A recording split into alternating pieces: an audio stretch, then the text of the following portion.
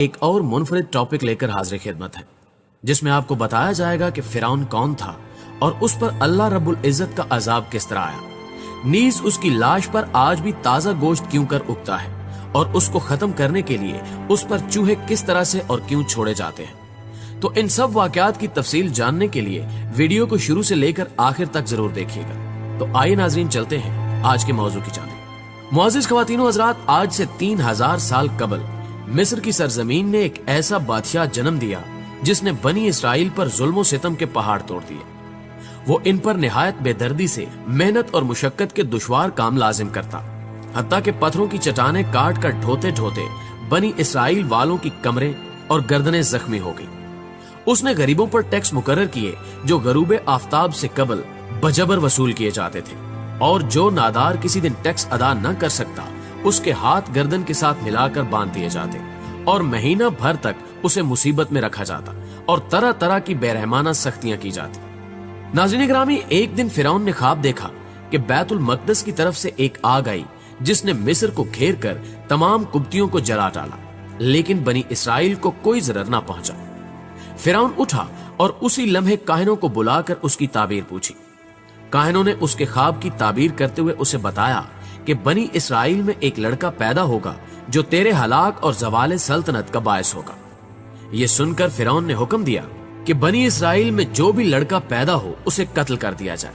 چنانچہ حکم کی تعمیل کی گئی اور دائیاں تفتیش کے لیے مقرر ہوئی۔ 12,000 یا ایک روایت کے مطابق 70,000 لڑکے قتل کر ڈالے گئے اور 90,000 حمل گرا دیے گئے، اور اوپر سے مشیت الہی یہ ہوئی کہ اس قوم کے بوڑھے جلد جلد مرنے لگے۔ ناظرین گرامی، اس صورتحال کو دیکھتے ہوئے قوم قبط کے سردار گھبرا کر فرعون کے پاس آئے اور اس سے شکایت کی کہ بنی اسرائیل میں موت کی گرم بازاری ہے، اس پر ان کے بچے بھی قتل کیے جاتے ہیں، تو ہمیں خدمتگار کہاں سے میسر آئیں گے؟ اس پر فرعون نے حکم دیا کہ 1 سال بچے قتل کیے جائیں اور 1 سال چھوڑے جائیں۔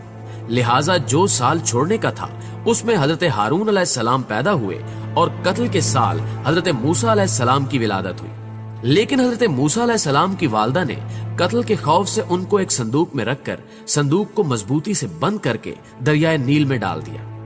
ناظرین گرامی، اب یہ وہی دریا تھا جس سے ایک نہر نکل کر فرعون کے محل کے نیچے بہتی تھی، لہٰذا یہ صندوق دریائے نیل سے بہتے ہوئے نہر میں چلا گیا۔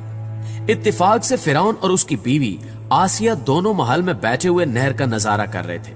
جب ان دونوں نے صندوق کو دیکھا تو خادم کو حکم دیا کہ اس صندوق کو نکال کر محل میں لائیں۔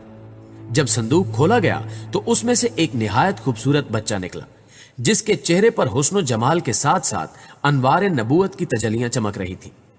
فرعون اور آسیہ دونوں اس بچے کو دیکھ کر دل و جان سے اس پر قربان ہونے لگے، اور آسیہ نے فرعون سے کہا، جس کا ترجمہ قرآن میں اس طرح ہے، یہ بچہ میری اور تیری آنکھوں کی ٹھنڈک ہے، اسے قتل نہ کرو، شاید یہ ہمیں نفع دے یا ہم اسے بیٹا بنا لیں۔ اور وہ بے خبر تھے۔ ناظرین گرامی، چونکہ ابھی حضرت موسیٰ علیہ السلام شیرخوار بچے تھے، اس لیے ان کو دودھ پلانے والی کسی عورت کی تلاش ہوئی، مگر آپ کسی عورت کا دودھ نہیں پیتے تھے۔ ادھر حضرت موسیٰ علیہ السلام کی والدہ بے حد پریشان تھی کہ خدا جانے میرا بچہ کہاں اور کس حال میں ہوگا۔ پریشان ہو کر انہوں نے حضرت موسیٰ علیہ السلام کی بہن مریم کو جستجوئے حال کے لیے فرعون کے محل میں بھیجا، اور مریم نے جب یہ حال دیکھا کہ بچہ کسی عورت کا دودھ نہیں پیتا تو انہوں نے فرعون سے کہا کہ میں ایک عورت کو لاتی ہوں، شاید یہ اس کا دودھ پینے لگے۔ چنانچہ مریم حضرت موسیٰ علیہ السلام کی والدہ کو فرعون کے محل میں لے کر گئی، اور انہوں نے جیسے ہی جوش محبت میں سینے سے چمٹا کر دودھ پلایا تو آپ علیہ السلام دودھ پینے لگے۔ اس طرح حضرت موسیٰ علیہ السلام کی والدہ کو ان کا بچھڑا ہوا لال مل گیا۔ اس واقعے کا تذکرہ قرآن مجید کی سورہ قصص میں بھی موجود ہے۔ خواتین و حضرات، قصہ مختصر، وقت اسی طرح گزرتا رہا، لیکن فرعون نے بنی اسرائیل پر اپنے ظلم و ستم کے کوڑے جاری رکھے، یہاں تک کہ حضرت موسیٰ علیہ السلام جوان ہو گئے اور اللہ نے انہیں نبوت سے سرفراز فرمایا۔ ایک دن حضرت موسیٰ علیہ السلام کو اللہ تعالیٰ نے حکم دیا کہ اب وقت آ گیا ہے کہ تم بنی اسرائیل کو مصر سے نکال کر باپ دادا کی زمینوں کی طرف لے جاؤ۔ چنانچہ اللہ تعالیٰ کے حکم کے مطابق حضرت موسیٰ علیہ السلام اور ان کے بھائی حضرت ہارون علیہ السلام ہزاروں بنی اسرائیل والوں کو لے کر راتوں رات مصر سے نکلے اور بحر احمر کے شمالی طرف خلیج سویز کے شمال میں پہنچ گئے۔ فرعون کو جب یہ خبر ملی تو وہ اپنا بھاری لشکر لے کر ان کے پیچھے نکلا۔ اللہ تعالیٰ نے موسیٰ علیہ السلام کو حکم دیا، جس کا ترجمہ سورۃ الشعراء میں کچھ یوں ہے: ہم نے موسیٰ کے پاس وحی بھیجی کہ اپنی لاٹھی سمندر پر مارو۔ بس پھر سمندر پھٹ گیا اور ہر حصہ ایک بڑے پہاڑ کی طرح کھڑا ہو گیا۔ ناظرین گرامی، سمندر میں ایک خشک راستہ نکل آیا اور بنی اسرائیل اس پر چلتے ہوئے دوسری طرف بچ نکلے۔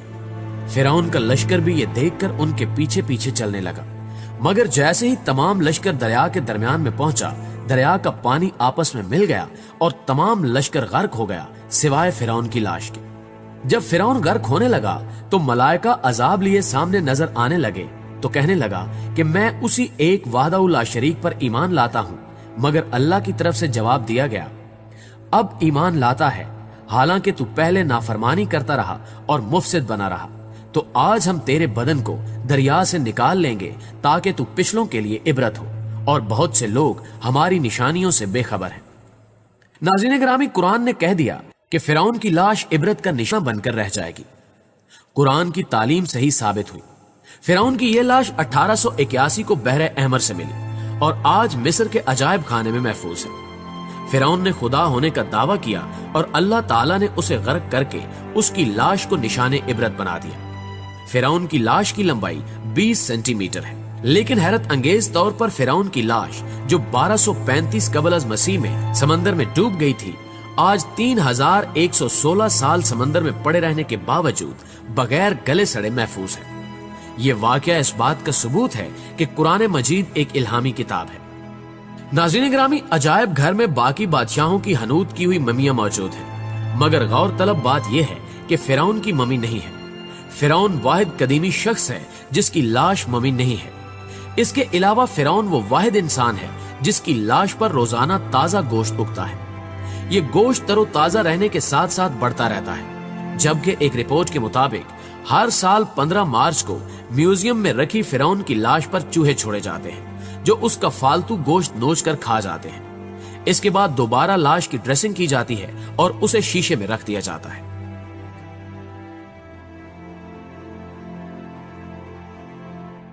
پیارے دوستو، یہودیوں اور عیسائیوں کے عقیدے کے مطابق فرعون کی تمام فوج تو غرق ہو گئی تھی، مگر فرعون کنارے پر ہونے کی وجہ سے بچ گیا اور بعد میں اپنی طبی موت مرا تھا۔ 1898 میں مصر میں پرانے مقبرے دریافت ہوئے جن میں فرعون سمیت دیگر بادشاہوں کی حنوط شدہ لاشیں دریافت ہوئیں۔ اس دریافت کے 63 سال بعد 1981 میں جب فرعون کی لاش خراب ہونے لگی تو مصری حکومت نے فرانس سے درخواست کی کہ وہ فرعون کی لاش خراب ہونے سے بچائے اور اس کی موت کی اصل وجہ دریافت کرا۔